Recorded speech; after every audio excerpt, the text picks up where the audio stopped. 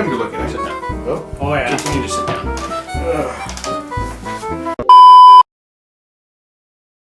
Hi there, YouTube. I'm Craig here with Bill and Antonio, and we are the Social Vultures. And tonight we're going to talk about, a good topic that Bill likes, Clive Barker. Who? You know? Who's Clive Barker? Don't be like that. So Bill, Clive Barker, what's your favorite movie? What's your favorite book? Favorite movie adaptation or favorite one he's directed?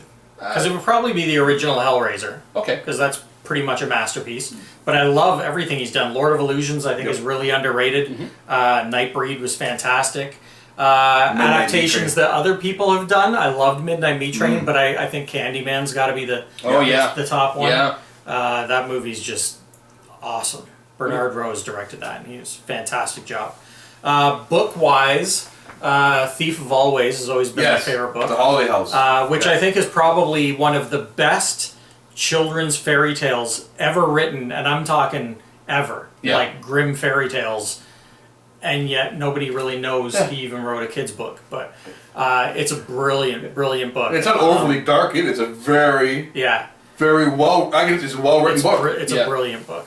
I also love Great and Secret Show and Magica. They're probably the Books of Blood. You know. Oh, Books of Blood. That goes without saying. Yeah, awesome. Who would be your, or what would be your top picks? Well, I like Barker. Rawhead Rex was great. Like Rawhead Rex. Yeah. Of course, Hellraiser. The first two were really good. Yeah. Love Midnight Meat Train. Vinnie Jones in that movie. Yeah. He just creepy. Nightbreed, of course. Like, you can't have this conversation. Like, Ghost of Nightbreed, Lord of Illusion. Like.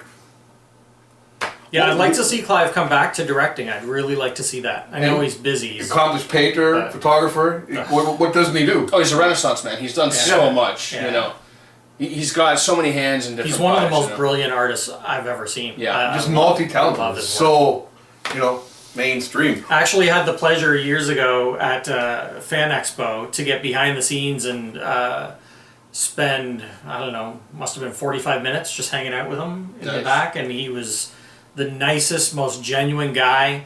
And also at that Fan Expo, he painted, had to have been a 7-foot canvas, and he painted it live in front of people. Oh, really? Which I remember him saying he was terrified because he only ever paints in a studio by himself. Yeah. And it was his first time painting in front of people, but the resulting painting was unbelievable. What was it anyways? And to watch him, it was just a giant head, and it was very traditional looking Clive Barker. And I don't know whether that went to Anchor Bay, if they hung it, or Rue Morgue hung it, but somebody in Toronto kept the painting. Yeah. But it was amazing to watch him do it, like to see art forming like that before your eyes. It was amazing. Nice. Well, yeah, but he was brilliant. He was a great guy. He had another series of kids' book he had written, Abarat. Yep. Originally, Disney was on board to make the film adaptations, but then that fell through, which he was happy with after that. Because Thief of Always at one point was going to be a stop motion like Nightmare Before Christmas, which would be brilliant, but it never happened. Oh. Just everything about that book, Rictus, and because amazing. Because when I first started talking with Bill, he gave me his email. I'm like, wait a second, I know that name. Yeah, Rictus from the book. Is my email address. Yeah, and I was like, that's the guy from Thief of Always. Yeah, it's a great character. Yeah.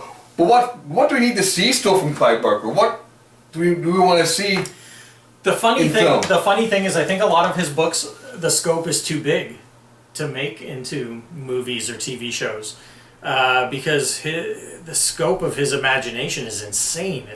Well, I understand that book, The Great and Secret Show. I read most of it. It's like, that would be a great movie. It would be. Especially in the mail room. Kind of the Stand-ish. Yeah. But yeah, it would be amazing. So when the guy loses his mind and starts attacking a co-worker, it would be trying to find the mail. It's like, Clive. And I think I heard rumblings that they're doing a movie or a mini-series of Weave World, one of his earlier books, which would also be great, but I imagine it'd be hard. There's been rumblings about a Hellraiser remake we've been hearing for years. Yeah. Well, I've heard from time to time that there've been talk about a Hellraiser TV series for HBO or Netflix or something like that. And in all honesty, I mean, that seems like that is franchise ready. I could see amazing. I could see episode after episode after sure. episode. Well, if you're talking about horror TV a few episodes before, why not? Yeah. Oh, absolutely. You can't have enough horror on TV. No. And I'm good with anything of Clive Barker's work because there's not enough of it out there. Yeah. In TV and movies anyway.